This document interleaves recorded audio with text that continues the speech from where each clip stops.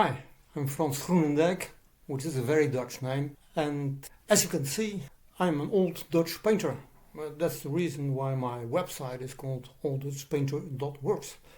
But I do not only paint, I also write, and I paint only a couple of years now, and I write texts about societal issues, about politics, for decades now. And I wrote a new book.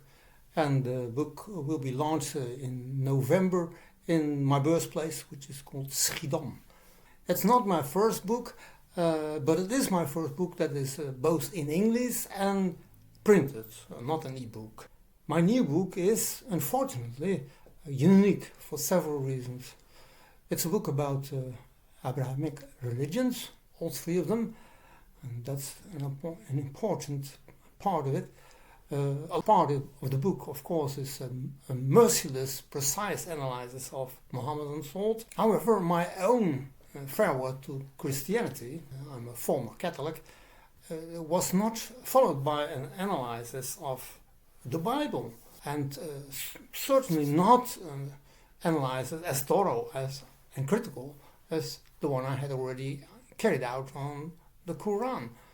So a penny dropped, so to speak. I had to study the Bible. I had to study the founding texts of Christianity and Judaism much more thoroughly. And I did. These founding texts of all three of those Abrahamic religions do have similarities. And those similarities are also mercilessly portrayed in the book. The book makes the text of the Quran more accessible. And my approach is diametrically opposed to that dominant narrative that Islam will be fine if we do not meddle with it or delve into it. Yes, my approach is diametrically opposed. Islam will not be fine. But the book is especially unique because of that very long afterword. Before that long afterword, I prepare the readers for what awaits them. For example, on page 16 I write, if the term goddesses in the title of the afterword makes you feel at all uncomfortable, I suggest you put the book aside for a moment and ask yourself where that discomfort actually comes from. Is it misogyny, maybe? My new book is called 4949, and only about halfway through the book, on page 158, it becomes clear why the book is called that. In the part called Pants Down Now, with an exclamation mark. The subtitle of the book is The Emperor's Old Rags. And that of course refers to that fairy tale about the emperors who have no clothes. The very first paragraph of the preface of 4949 is about that story and about my own role as extremely down-to-earth observer. I've put a lot of time in the preparation of this book in the past 20 years.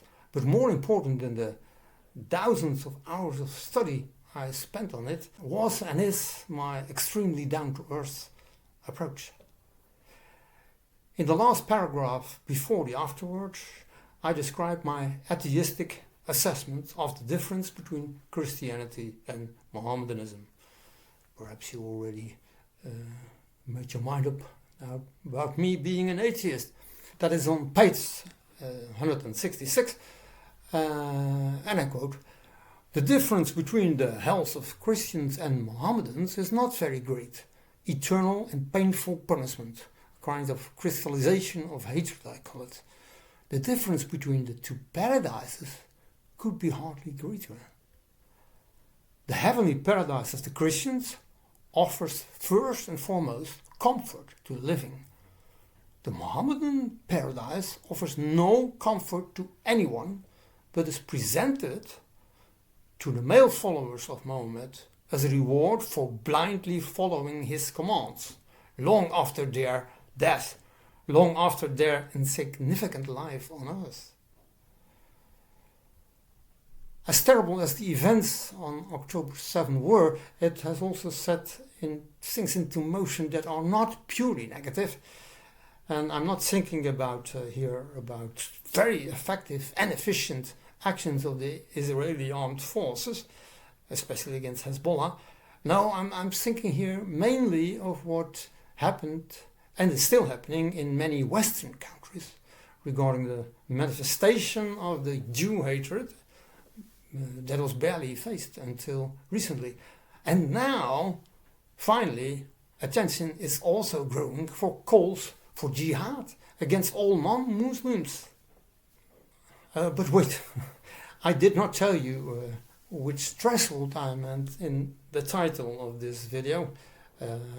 I was and I still am very glad that Elon Musk took over Twitter, especially because some great accounts that were thrown off the platform before were restored. But unfortunately for me, I was not thrown off the platform completely, and I have and had much less followers than those people who had their accounts restored. I was only shadow banned, and recently I found out that this shadow ban even is an official. I tried to offer money to the company, but it's not possible for me because of my wrong things of the past decades. So that's the reason why I published this video on other platforms than XCOM.